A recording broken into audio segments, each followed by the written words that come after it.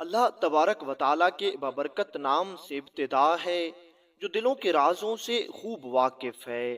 السلام علیکم دوستو، ویلکم آنیسٹ جی اے سٹوریز۔ دوستو، بہت پرانے زمانے کی بات ہے کہ مصر کے کسی علاقے میں ایک امام مسجد رہتا تھا۔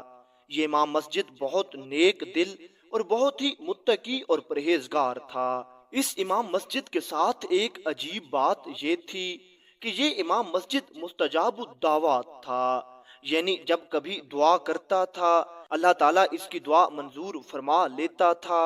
لیکن ساتھ میں ایک مسئلہ یہ بھی تھا کہ یہ دوسرے لوگوں کو جو دعا دیتا وہ قبول ہو جاتی، لیکن جب کبھی یہ اپنے لیے یا اپنے گھر والوں کے لیے کوئی دعا کرتا تو آسمان میں سے یہ آواز آتی، تیری ساری دعائیں دوسرے لوگوں کے حق میں قبول کی گئی ہیں، تو اپنے لیے دعا نہ کر، تیری دعا تیرے حق میں ہرگز قبول نہ ہوگی۔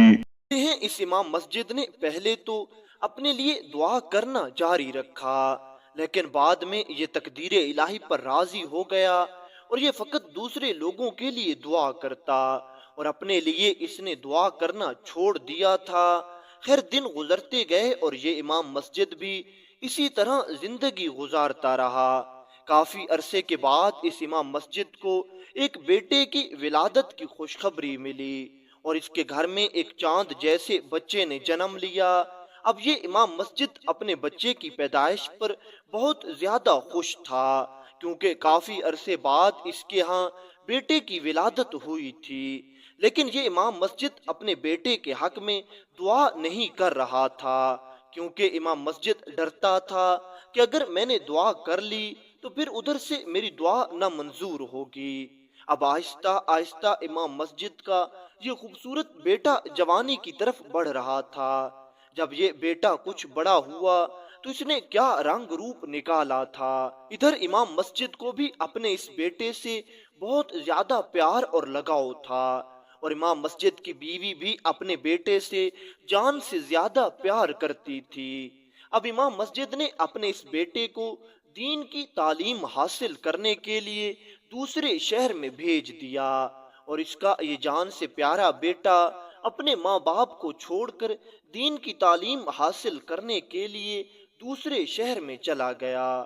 اب یہ امام مسجد کا بیٹا ادھر تعلیم حاصل کر رہا تھا اور ادھر امام مسجد کے ہاں ایک بیٹی کی ولادت ہوئی۔ ابھی یہ بیٹی کچھ سمجھ کی ہوئی تھی کہ اس کی والدہ انتقال کر گئی۔ اب والدہ کے انتقال کی خبر اس بیٹی کے دل کو جا لگی اور اپنی ماں کی موت کا صدمہ یہ برداشت نہ کر سکی، اور اس وجہ سے یہ دماغی طور پر بیمار ہو گئی۔ اب اس امام مسجد کو اپنی بیوی کی موت کا دکھ تھا، اور ساتھ میں اس امام مسجد کو اپنی بیٹی کے پاگل ہونے کا صدمہ بھی تھا۔ لیکن یہ امام مسجد پھر بھی صبر اور شکر کرتا رہا۔ یہ امام مسجد اپنے حق میں دعا بھی نہیں کر سکتا تھا، کیونکہ اس کو معلوم تھا کہ اب میں جب بھی دعا کروں گا آسمان سے یہی آواز آئے گی، تیری دعائیں دوسرے لوگوں کے حق میں قبول ہوتی ہیں، تیری دعائیں تیرے حق میں قبول نہیں ہو سکتی، اس لیے تو اپنے لیے دعا نہ کرنا۔ بس یہ امام مسجد بیچارہ یوں ہی دن کاٹ رہا تھا۔ دوسری طرف اس امام مسجد کا وہ بیٹا جو دوسرے علاقے میں دین کی تعلیم حاصل کر رہا تھا اور آہستہ آہستہ بڑا ہو رہا تھا، لیکن اسے اس بات کی بالکل خبر نہیں تھی کہ اس کی ماں فوت ہو گئی ہے اور اس کے ہاں ایک بہن کی ولادت بھی ہو چکی ہے، کیونکہ یہ پرانا دور تھا، اس زمانے میں جدید نظام نہیں تھا۔ اس لیے یہ بچہ بے خبر ادھر دوسرے علاقے میں تعلیم حاصل کرتا رہا، اور دوسری بات یہ تھی کہ اس امام مسجد نے چاہ کر بھی اپنے بیٹے کو نہیں بتایا، کیونکہ یہ امام مسجد چاہتا تھا کہ میرے بیٹے کی تعلیم میں کوئی حرج نہ آئے اور میرا بیٹا بغیر کسی حرج کے اپنی تعلیم مکمل کر لے اور دین کا علم حاصل کر لے۔ ہماری قسمت میں جو لکھا ہے وہ تو ہمارے ساتھ ضرور ہوگا۔ کہتے ہیں کہ ایک مرتبہ اس امام مسجد نے خواب دیکھا کہ یہ ایک ویران سی جگہ پر موجود ہے، جہاں پر اللہ کے نام کے سوا کوئی چیز موجود نہیں ہے، یہ امام مسجد دیکھتا ہے کہ ایک طرف سے دھواں اٹھ رہا تھا۔ امام مسجد اس دھوئیں کی سمت گیا تو یہ نظارہ دیکھ کر حیران رہ گیا کہ وہاں ایک پرانے اور بڑے درخت کے نیچے ایک شخص بیٹھا ہوا ہے اور اس کے چاروں اطراف آگ لگی ہوئی ہے۔ یہ امام مسجد یہ دیکھ کر حیران رہ گیا کہ آخر یہ شخص زندہ کیسے ہے، کیونکہ ادھر ادھر کھانے پینے کا کوئی سامان موجود نہیں تھا۔ اور دوسرا امام مسجد یہ بھی سوچ رہا تھا کہ آگ کی حرارت اس کے جسم کو پگھلا کیوں نہیں رہی۔ ابھی یہ امام مسجد یہی دیکھ رہا تھا کہ اس شخص نے ہاتھ اٹھائے اور دعا کرنے لگا، اے رب ذوالجلال، اے میرے مالک، تو میری آگ کو ٹھنڈا کر دے اور مجھے سکون عطا فرما۔ بس یہی کہنا تھا کہ اسی وقت زمین میں سے ایک چشمہ نکلا اور اس نے ساری آگ کو ٹھنڈا کر دیا۔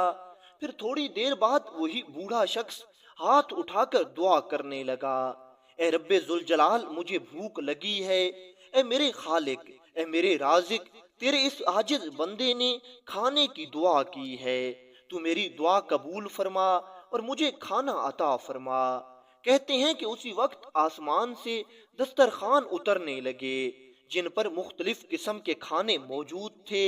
اس بوڑھے بزرگ نے وہ کھانے کھائے اور پھر اللہ تعالیٰ کا شکر ادا کیا اور پھر یہ کہنے لگا، اے رب ذوالجلال، اب مجھے اپنی آگ میں بھیج دے، میں اسی آگ کے اندر خوش رہتا ہوں۔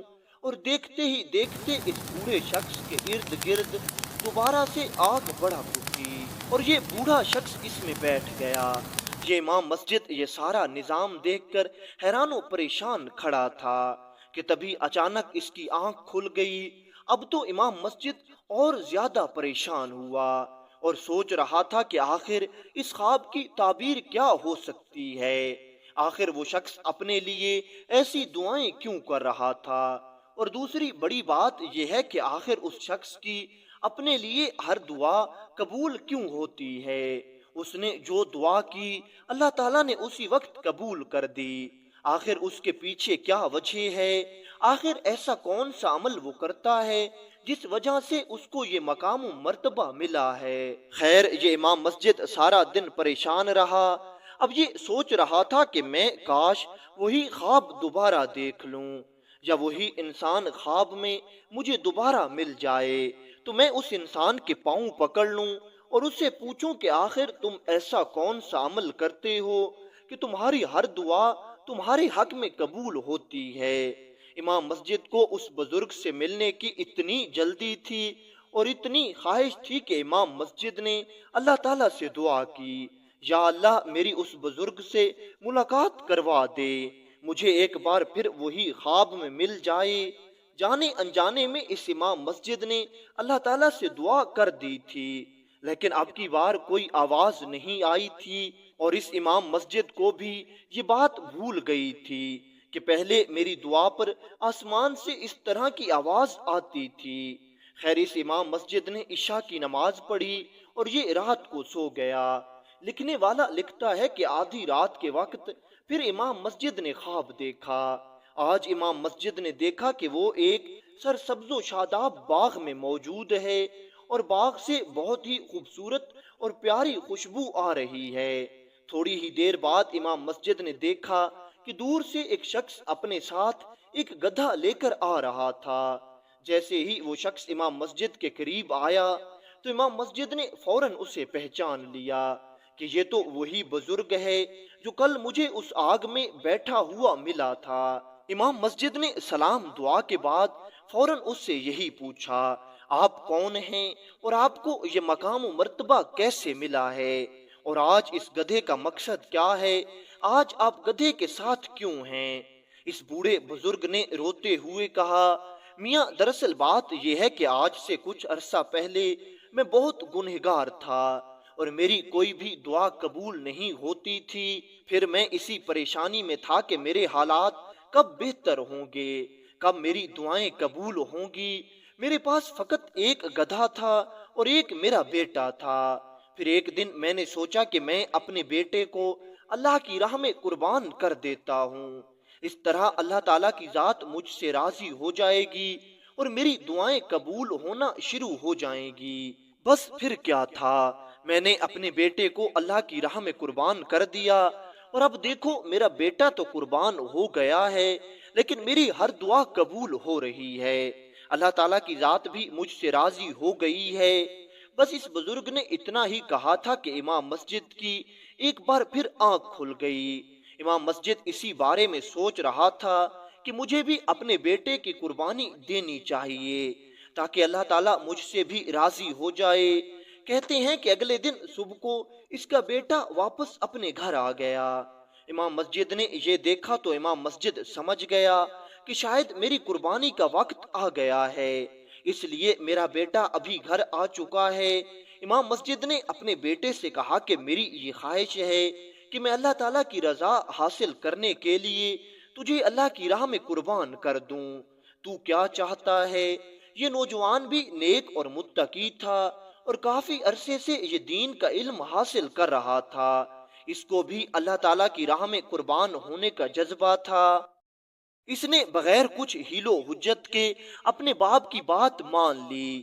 کہتے ہیں کہ اس امام مسجد نے اپنے بیٹے کو قربان کرنے کی نیت کر لی اور چھری لے کر اپنے بیٹے کو قربان کرنے کے لیے جیسے ہی اس نے اپنے بیٹے کو زمین پر لٹایا اور ابھی یہ اپنے بیٹے کے گلے پر چھری چلانے ہی والا تھا کہ اسی وقت اس کی وہ بیٹی کمرے میں داخل ہوئی، اور وہ جو پہلے صحیح طرح سے بات بھی نہیں کر سکتی تھی۔ ماں کی موت کا صدمہ اسے لے ڈوبا تھا۔ آج وہ اپنے باپ کو روک کر کہنے لگی، ابا جان ایسا ظلم مت کرنا، کوئی باپ بھی بھلا اپنے بیٹے کو قربان کرتا ہے۔ پھر اس امام مسجد نے اپنے بیٹے اور اپنی بیٹی کو ساری کہانی سنا دی کہ اس طرح میرے ساتھ یہ واقعات ہو رہے ہیں۔ تو اس کی وہ بیٹی بول کر اپنے باپ سے کہنے لگی، ابا جان بیٹی کی قربانی کا مطلب یہ نہیں کہ آپ اپنے بیٹے کو ذبح کر دیں، بیٹے کی قربانی کا مطلب یہ ہے کہ آپ اس کو اللہ کے دین کے لیے وقف کر دیں، اللہ کے احکام کی پیروی کرنے پر لگا دیں، یہ اپنے بیٹے کی قربانی ہے۔ اور دوسری بات یہ ہے کہ اگر آپ کی دعائیں آپ کے حق میں قبول نہیں ہو رہی تو اس کا مطلب یہ ہرگز نہیں ہے کہ آپ دعا کرنا ہی چھوڑ دیں۔ آپ کو چاہیے کہ آپ اللہ تعالیٰ سے دعا کرتے رہیں، وہ بہترین ذات ہے۔ جب آپ کے حق میں بہتر ہوگا تب وہ آپ کو ہر وہ چیز عطا فرما دے گی جو آپ کی ضرورت ہوگی۔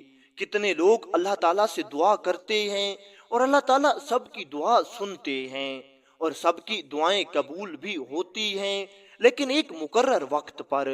اور دوسری بات یہ ہے کہ جب آپ نے دوسری بار اس بزرگ کو خواب میں دیکھنے کی دعا مانگی تو کیا آپ کی وہ دعا قبول نہیں ہوئی؟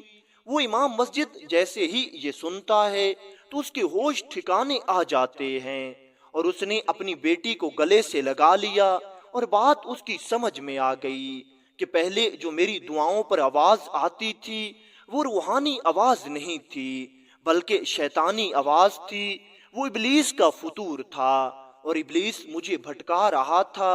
اس امام مسجد نے اللہ تعالیٰ سے توبہ کی اور اب یہ اپنے لیے اور دوسرے لوگوں کے لیے سب کے لیے دعائیں کرتا۔ اب اس کی بیٹی بھی ٹھیک ہو چکی تھی اور اب یہ ہنسی خوشی زندگی گزار رہے تھے۔ دوستو، اس کہانی کا مقصد صرف اتنا ہے کہ ہمیں ہر حال میں اللہ تعالیٰ سے دعا کرنی چاہیے۔ وہ دعا قبول ضرور فرماتا ہے لیکن ایک خاص وقت پر، لیکن انسان کو اللہ تعالیٰ کی رحمت سے کبھی نا امید اور مایوس نہیں ہونا چاہیے۔